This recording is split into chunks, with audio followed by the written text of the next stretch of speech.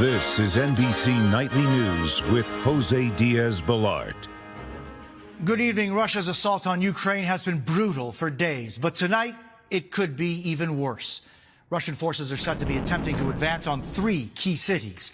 Though Ukrainian opposition has slowed their progress, they are growing nearer to cities like Kharkiv and the capital. There have been international calls to remove Russian banks from the SWIFT system, and tonight the U.S. and key allies are doing just that. Ukraine's president has also desperately called for greater military aid, and tonight he will get hundreds of millions of dollars worth from the United States and Germany. The death toll is rising. Ukrainian health officials now saying some 200 people have been killed in Russian attacks across the country. Tonight, the United Nations says nearly 150,000 people have fled, but still many, many more are taking up arms to fight, to protect their homes, to protect their country, no matter the cost.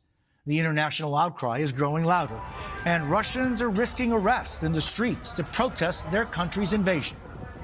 We have team coverage from across the globe tonight, and we begin with Erin McLaughlin reporting from Lviv. Tonight, the capital is reeling, yet still in Ukrainian control. Forces bracing for more bloodshed.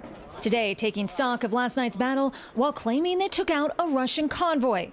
Early this morning, a ballistic missile struck an apartment building inside the city, killing 2 and injuring 6, according to emergency services.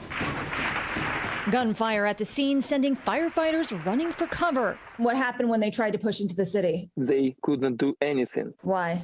Because our self-defense killed them. More of them are now killed.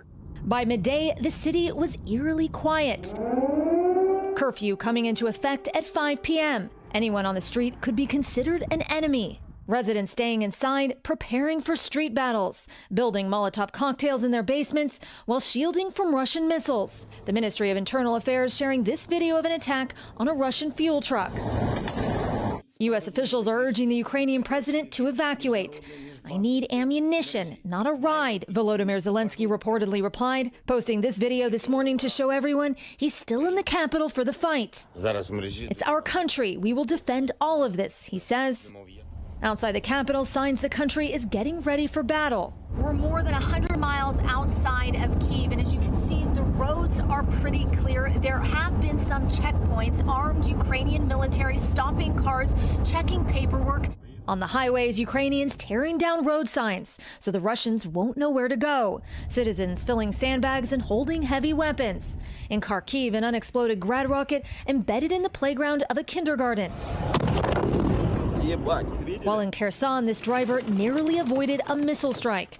Back in Kyiv, they insist they're going to win this war, even though some warn they may soon be surrounded and outgunned. Mr. Putin needs to understand we are not his slaves. We know what to do, and we will kill his soldiers if he don't tell them to go out from our city and from our country. But in the nation's darkest moments, signs of new life.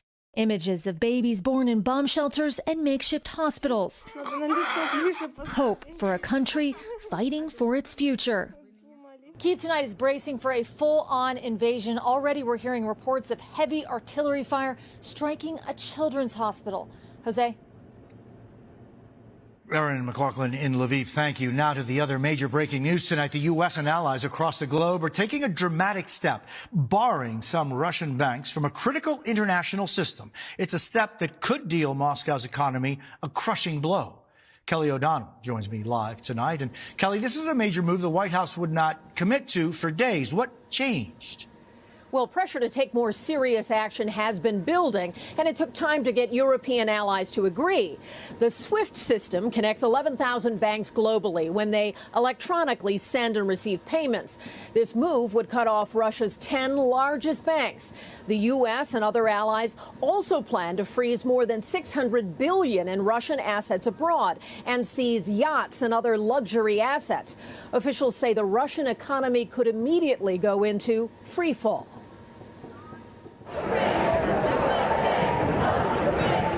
The colors of Ukraine waving outside the White House today. More arms for Ukraine! As demonstrators pleaded for more U.S. help to stop Putin's war. In a just-released interview with an online liberal commentator, the president spoke of the stark choices. Start a third world war, go to war with Russia physically. Or financial sanctions, which have their limits. There's no sanction that is immediate. It's not like you can sanction someone and say, you no longer are going to be able to be the president of Russia. Yeah. Today, the Biden administration announced more military aid. $350 million of anti-armor and anti-aircraft systems, small arms, munitions, and body armor.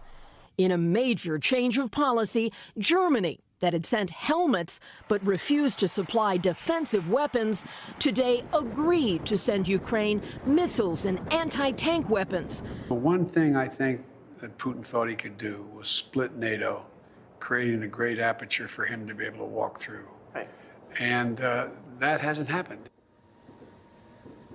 And tonight's new actions against Russia by the U.S., Canada, and the European Union will also take steps to block wealthy Russians from buying citizenship elsewhere. That's known as golden passports, and that would stop them from getting access to the banking system not under sanctions. Jose?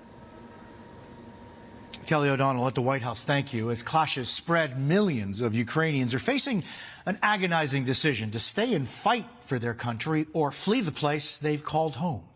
Tom Yamas has more from Ukraine. In Ukraine right now, everyone is in the middle of a battle, even families fighting to escape the war. You can actually see they're pushing the gates open, trying to get past any way they can. And you notice there's no men of fighting age here, because anybody, regardless if you're a father or whomever you are, if you're of the age to fight the war, you're staying back and you're taking the Russians head on. In the cities under siege, brave Ukrainians aren't just the ones wearing uniforms. Volunteer fighters, civilians armed with assault rifles, patrolling central Kyiv, ready to defend their country and protect their families. This video shows a Ukrainian throwing a homemade Molotov cocktail at a Russian fuel truck. And this video, posted on Facebook but not shot by NBC News, shows a Ukrainian man kneeling before a Russian tank, an attempt to stop it in its path. Other civilians seen handing out weapons. The former president of Ukraine calling on anyone who can to join the fight. I don't have a weapon in my hand yet, but I have it with me. And I do it with a great pleasure to protect Ukraine. Former heavyweight champion and current Kyiv mayor Vitaly Klitschko and his brother, also a former prize fighter, Vladimir, stepping up as well. Please, get into action now. Don't wait. Act now. Stop this war. Enlisting in Ukraine's reserve army earlier this month. Back in the U.S., Peter Dunk, a father of 6, desperate to get his family out of Ukraine. A pastor, his church back home, working to drive families caught in the chaos away from danger. Dunk says through a translator, he'll do anything to keep his kids and everyone safe. I'll go into that battle, I'll go into that mess and to help people. As families flee, so many others staying to fight, showing Russia, Ukraine's greatest weapon is its people.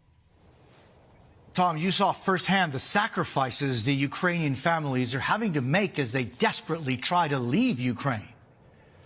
Jose, the desperation I saw in the eyes of those families is unlike anything I've ever seen before. In some cases, husbands are walking with their families for days, for miles, dropping them off at the border, and then going back to fight. And tonight, Russia is realizing it is at war with an entire country. Ukraine's military telling its civilians, if you have weapons, use them. Take down street signs to confuse the invaders. And if you see Russian troops in a forest, set it on fire. Jose? Tom Yamas in Lviv, thank you. With so many fleeing Ukraine, there is fear it could spark a refugee crisis across Europe as people seek safety in nearby countries like Poland, Moldova, and Romania. The UN estimates that more than 150,000 people have already made the desperate journey out of Ukraine and warn that number could grow into the millions. Here's Kelly Kobiella. Tonight, a mother reunited with her children. Her husband couldn't cross the border, so he handed over their young son and daughter to a stranger who carried them out of Ukraine. At crossings up and down Ukraine's borders today, hugs and relief. It took 24 hours to get through the border, this mother of two says. Women and children finally safe with a warm meal, a place to rest. Asked if he was happy now, this little boy said no. Home, now far away from more than 100,000 Ukrainians. UNHCR is preparing for up to 4 million people that will flee into neighboring countries. Arriving in neighboring countries with little more than a suitcase. In Romania, where will you stay? I will find something. In Moldova, where they've built a tent city, constantly praying for Ukraine, she says.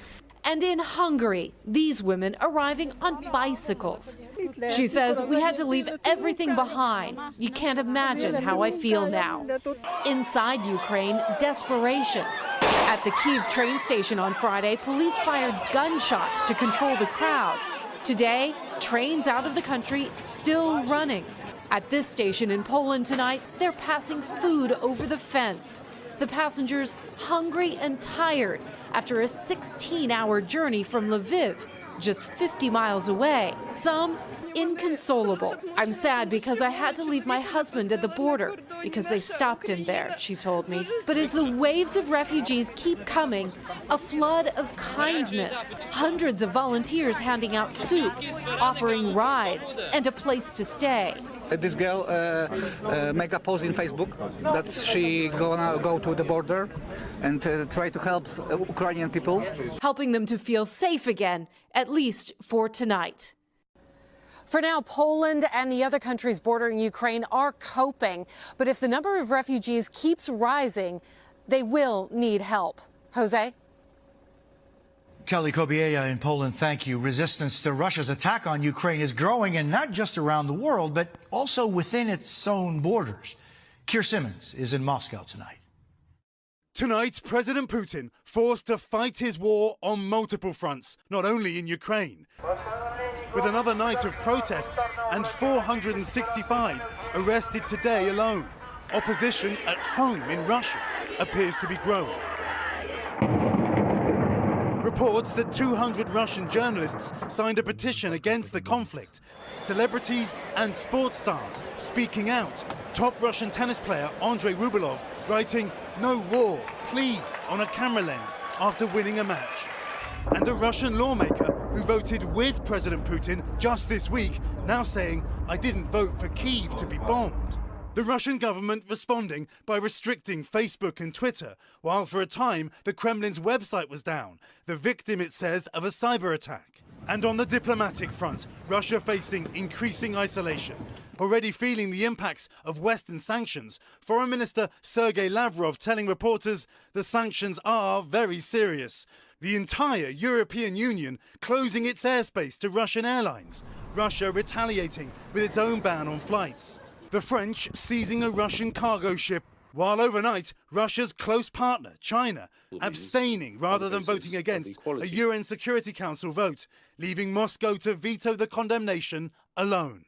Even the children of oligarchs and Russian government officials reportedly posting anti-war messages, including Roman Abramovich's daughter. He relinquished control of Chelsea Football Club tonight. Today there was no sign of President Putin himself. The Russian leader under pressure not only militarily in Ukraine, but domestically and internationally. Jose?